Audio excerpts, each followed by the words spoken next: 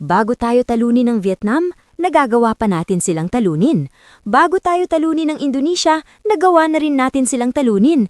Pero ngayon, sila ang malalakas. Hindi dahil mas magaling sila noon, kundi dahil hindi sila tumigil.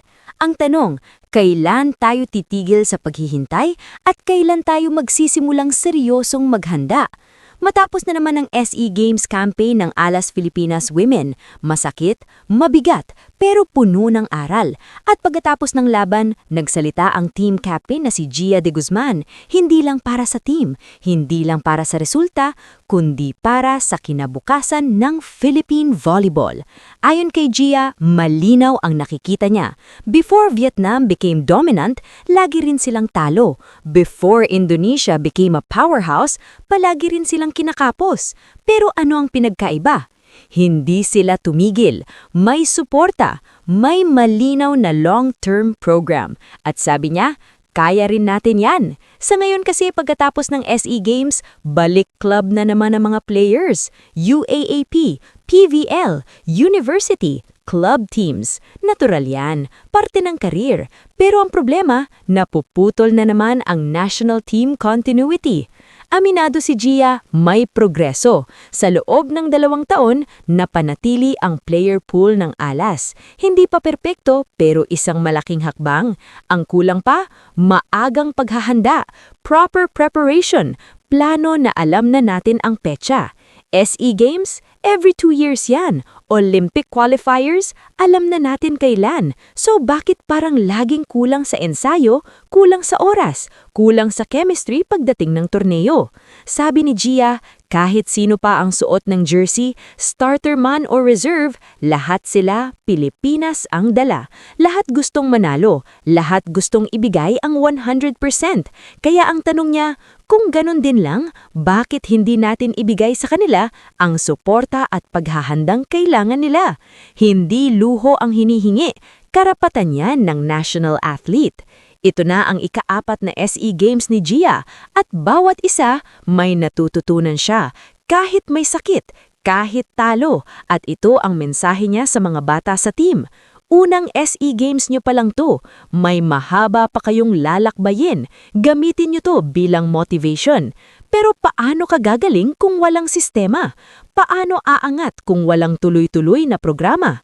Nilinaw ni Gia, hindi lang ito para sa kanya, hindi lang para sa batch nila. Ito ay para sa next generation ng Alas, women's, men's, and beach volleyball. Mga batang nangangarap magsuot ng Philippine jersey.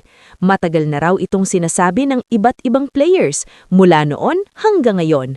Panahon na raw para pakinggan. Hindi raw dapat matapos ang usapan dahil lang sa pagkatalo, kasi ang totoong talo, yung tumigil ka na. Babalik man sila sa club, sa school, o sa liga, dala nila ang natutunan at doon nagsisimula ang pag-angat ng Philippine Volleyball. Dahil kung nagawa ng Vietnam, kung nagawa ng Indonesia, kaya rin natin. Kailangan lang, huwag tayong tumigil. Huwag sanang haluan ng politika ang sports dahil talo ang mga manlalaro. Huwag unahin ang negosyo dahil sa kasakiman. Lubayan nyo naman ang Pilipinas, please lang.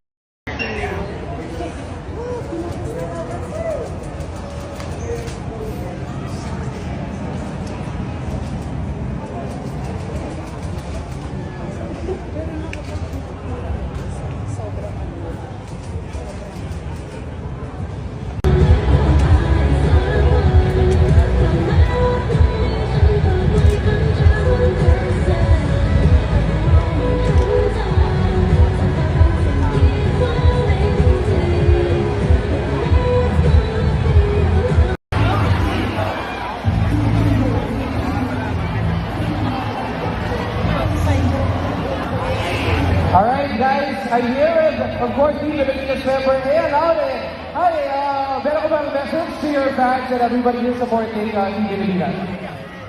Sa lahat po na nandito ngayon, on behalf of the Philippine team, maraming salamat po sa inyong lahat na nandito. Tara, PBB. Hindi, kasi kaya talaga eh. Nakita ko na kaya ng team sana mag-podium ulit. Pero hindi pa para sa atin. So, I believe kailangan magtrabaho pa ng team para makamit natin yung podium. Ate!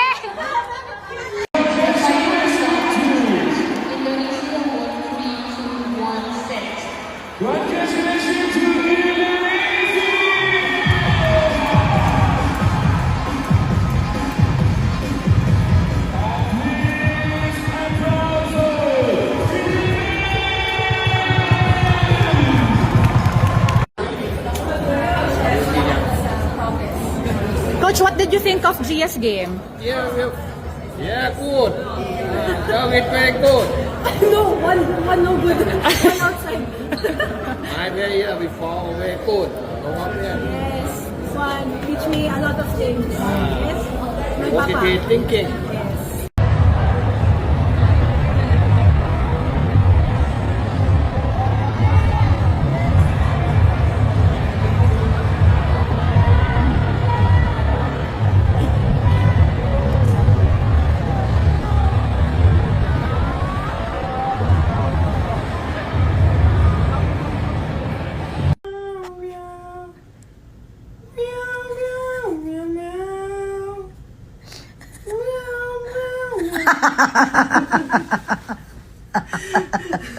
Thank you so much, T.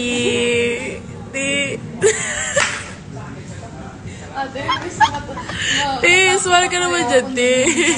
Ate Gia, smile ka naman po dyan, T.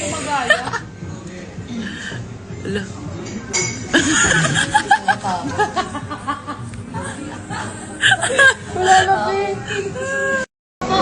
Hello, antok ka na eh. Antok. Kaya, tingin muna. Yan, tingin. Walang tatawa.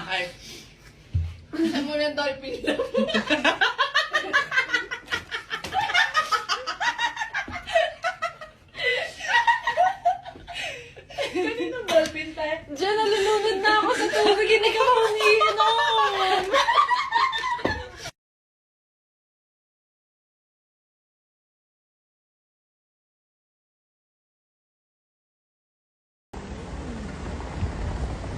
Ginabi na lang talaga. Lakad pa din. Bakit ka dyan nakahawak? Ano Sino to? ka dyan, T? Ito, tanggalin Sino mo ka dyan, ito. T? Ito. Bunny. Carrot. Ilagay natin dito. Bani. Ito yung ilagay natin, di ba tama? Carrot. Ay, mali din. Bunny. Ito yung Carrot. Good morning, babe. Laban. Ang lakas ng loob. Di, kinakabahan na ako. Bangkar. Si Miss Gia kasi I've seen a lot of her videos on TikTok and like kung nakikita ang galing niya mag-drop ball and mag-set. So, yeah.